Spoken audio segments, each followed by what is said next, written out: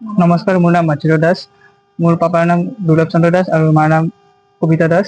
মই এবাৰ NEET 2025 qualify হৈছোঁ। মই পটেনচিয়েল এণ্ড কনচেপ্টৰ পৰা কোচিং কৰিছিলোঁ। তোমাৰ পটেনচিয়েলত কেনেকৈ ষ্টাডি কৰিছিলা? পটেনচিয়েলত আমাৰ 8 to 3:30 PM টিচাৰে শিকাইছিল আৰু 8 PM যিটো আমাক চেল্ফ ষ্টাডি কৰিব দিয়া হৈছিল। মানে টিচাৰখিনি চাপৰ্ট কেনেকুৱা পাইছিলা? টিচাৰখিনিয়ে ভালকৈ শিকাইছিল আৰু আমাক এনকাৰেজ কৰিছিল। সেইটোৰ কাৰণে মোৰ পেৰেণ্টছে যিবোৰ ফেচিলিটি আছিল সেইবোৰ দিছিলে। মোৰ প্ৰয়োজনখিনি সিহঁতে ফুলফিল কৰি দিছিল। আৰু তোমাৰ যিটো তুমি CBSE বৰ্ডৰ তুমি কোৱালিফাই কৰিছিলা, তাতো তুমি ভাল ৰিজাল্ট কৰিছিলা আৰু তুমি ভাল কৰিছিলা। কোৱাচোন তোমাৰ আগৰ মই JEU দিছিলোঁ এইবাৰ 2025। তাতে মোৰ 97.62% কোৱালিফাই হৈছিলোঁ। পটেনচিয়েল কনচেপ্টেই শিকাইছিল।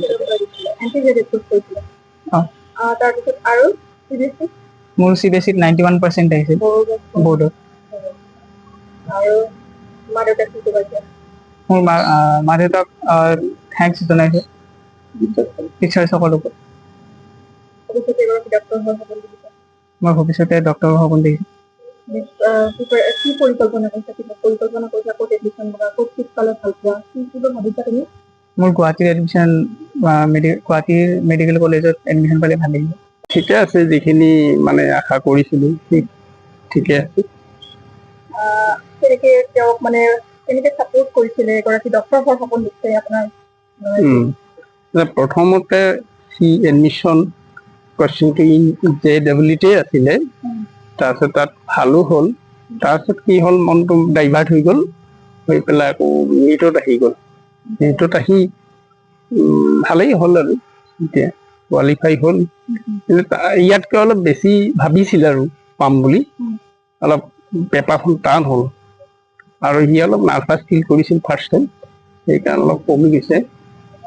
তথাপিও ঠিক কোৱালিফাই হৈছে আৰু। পৰীক্ষাটো সাফল্য হোৱাৰ কাৰণে সৰুৰ পৰা বহুত কষ্ট কৰিলোঁ, আমিও কষ্ট কৰিলোঁ, সিও কষ্ট কৰিলে। কষ্ট কৰাৰ বিনিময়ত ভালেই লাগিল।